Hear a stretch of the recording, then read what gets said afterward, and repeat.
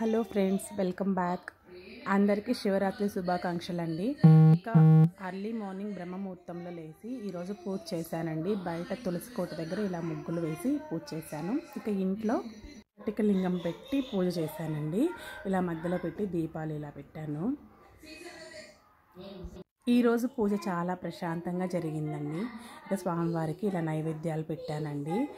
ఇక పండ్లు పూలు పెట్టి ఈ విధంగా సింపుల్గానే పూజ చేశాను. ఈరోజు పూజ గది ఇలా డెకరేట్ చేశానండి.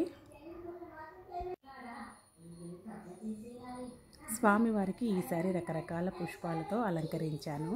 ఇక ముందు రోజు అంటే నిన్న కపిల్ తీర్థం దగ్గరికి వెళ్ళామండి. కపిల్ తీర్థం దగ్గర స్వామివారి అప్పుడే ఊరేగింపు జరుగుతోందండి. ఎవ్రీడే మార్నింగు ఈవినింగ్ కూడా 2 times చేస్తారు.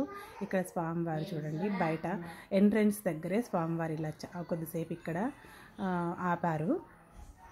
ఇక ఇక్కడ చాలా రష్ ఉందండి. మా చిన్నోడిని కూడా తీసుకొని వెళ్ళాను. ఇక అక్కడి నుంచి తర్వాత దర్శనానికి కూడా వెళ్ళామండి లోపలికి. బ్రహ్మోత్సవాలు జరుగుతున్నాయి కపిల్ తీర్థం స్వామికి. ఇక్కడ బయట ఇలా అలంకరించారు, చాలా బాగుందండి ఇక్కడ. ఇక శివరాత్రి రోజు పూజ అయిపోయిన తర్వాత పొద్దున ఇంట్లో ఇక మేము గుడికి బయలుదేరామండి. శివాలయము గుడిమల్లం గుడి అండి. ఇక్కడ చాలా ఫేమస్ స్వామివారు. ఇక మా చిన్నబాబు ఆటలు చూడండి. నేను ఫోటో తీస్తున్నానని వాడు ఎంత బాగా ఆడుతున్నాడో. ఇక్కడ చాలా ట్రాఫిక్ ఉందండి.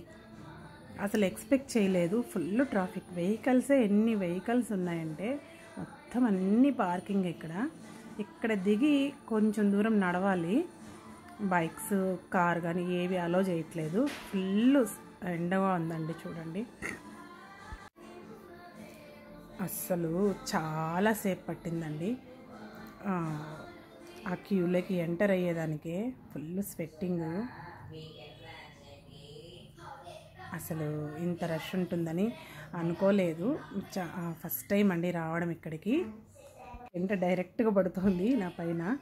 బాగా ఫుల్ టైర్డ్ అయిపోయాము.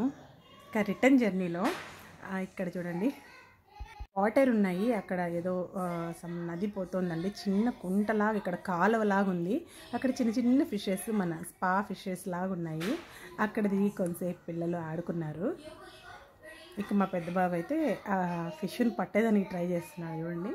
అది అలా చిక్కినట్లే చిక్కిపోతుంది. చిన్న చిన్న ఫిషెస్. ఇంత ఎండలో కూడా ఈ వాటర్ చూస్తే చాలా హ్యాపీగా అనిపించింది. ఇక చిన్నోడు ఫస్ట్ కొద్దిగా భయపడ్డాడు, మళ్ళీ మెల్లగా దిగాడు. అక్కడ కూడా చూడండి కొంచెం వాటర్లో దిగాడు. వాటర్ ఎంత క్లియర్గా ఉన్నాయంటే చూడండి, మొత్తము చాలా ట్రాన్స్పరెంట్గా ఉంది. మనం పాదాలు అలా పెట్టంగానే ఆ ఫిషెస్ కూడా వచ్చి మన స్పా ఫిషెస్ లాగా అలా టచ్ చేసి వెళ్ళిపోతున్నాయి. Okay friends, thanks for watching. Take care. Bye.